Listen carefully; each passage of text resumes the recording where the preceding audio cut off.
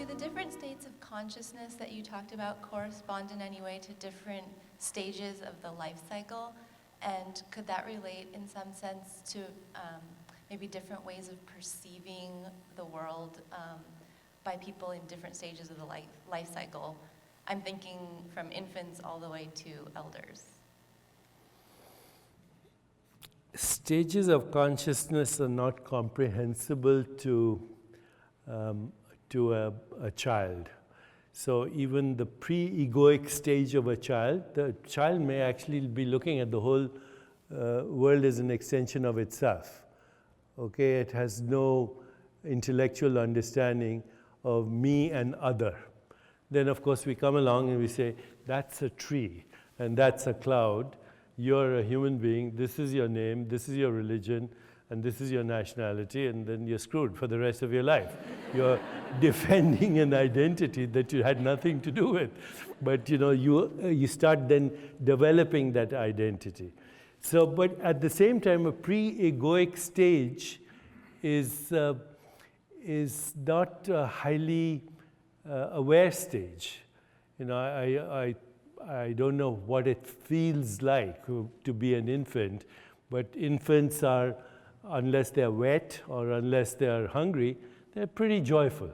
And that's supposed to be fundamental awareness, is just that. Awareness, joy, and exhilaration.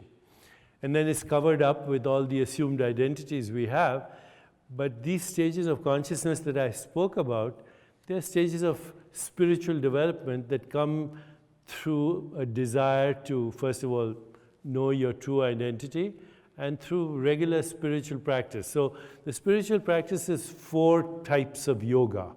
The first yoga is reflection, contemplative self-inquiry, what we call mindfulness, transcendence, even mantra practice, breath awareness, awareness of body space, mental space, etc. But then the second yoga is the yoga of love and compassion. And because through love, compassion, we get to see the other as a mirror of oneself. And then the third yoga is the intellectual understanding of consciousness.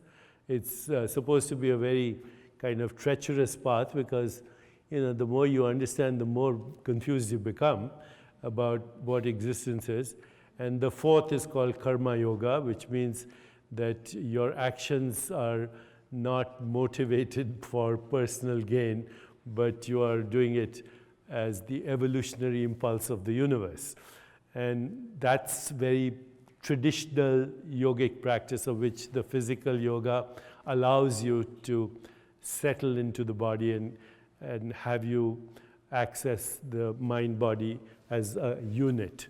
And those stages of consciousness are very well defined, by the way, in terms of what happens in each state of consciousness to not only biology, but to perception, to cognition, to emotions, to relationships, to social interactions, because each state of consciousness creates its own reality. It's very elaborate, very well studied, subjectively. Only now we have, one of the projects I want to do is, and Paul introduced me to, you introduced me to the neuroscientist here who does math. Yeah, so what we want to do is, with these practices, look at which parts of the brain get activated, because there are very specific parts to every simple insight. We don't realize that every single intention that you have actually has a neural correlate. If I move my arm like this, all I had is a subtle intention. Okay, or an acrobat is doing amazing things because they've trained it, but all they have is a subtle intention.